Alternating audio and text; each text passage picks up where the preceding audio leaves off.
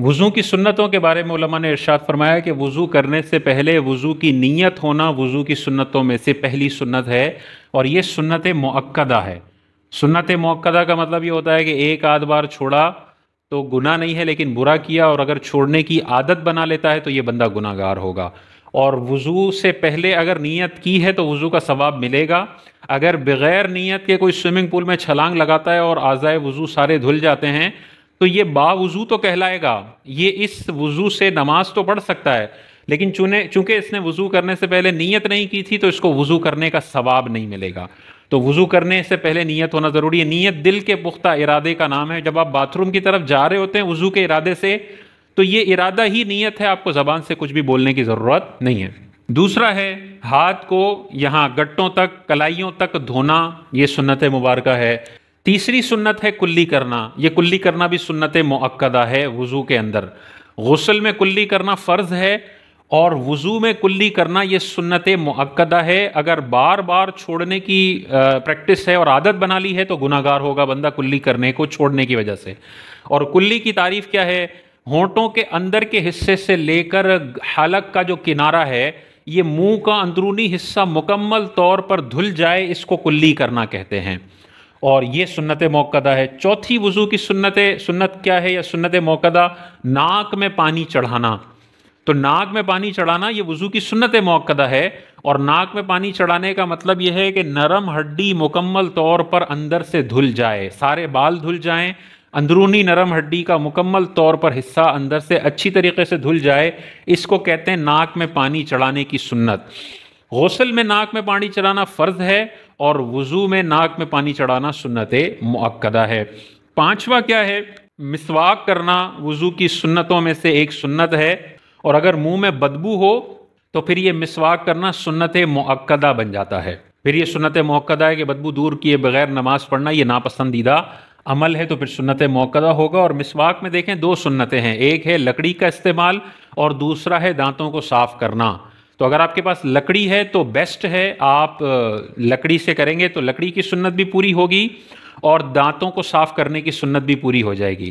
لیکن اگر کسی کے پاس لکڑی اویلیبل نہیں ہے تو پھر بھی وہ کم از کم لکڑی کی سنت پوری نہیں کر سکتا، لیکن وہ دانتوں کو ہاتھ سے صاف کرنے کی سنت اب بھی پوری کر سکتا ہے۔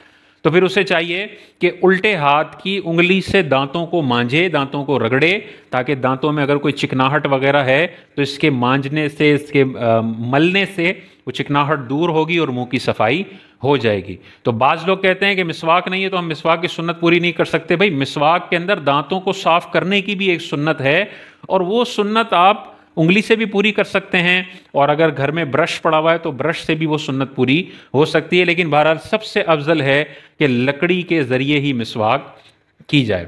چھٹی سنت ہے تثلیث، یعنی اعضائے وضو کو 3 دفعہ دھونا، یہ سنت مؤکدہ ہے۔ تو چہرہ 3 دفعہ دھونا ہے، ہاتھوں کو کونیوں سمیت 3 دفعہ دھونا ہے، پیروں کو ٹخنوں سمیت 3 دفعہ دھونا ہے، کلی 3 دفعہ کرنی ہے، ناک میں پانی 3 دفعہ چڑھانا ہے، لیکن سر کا مسح 1 دفعہ ہوگا۔ سر کے مسح میں تثلیث نہیں ہوتی۔ اور 3 مرتبہ دھونے کا مطلب یہ ہے کہ 2 بوند پانی کا مطلب ہوتا ہے 1 مرتبہ دھونا، تو 3 مرتبہ دھونے کا مطلب یہ ہے کہ ہر بال برابر جگہ پر سے 6 بوند پانی بہہ جائے۔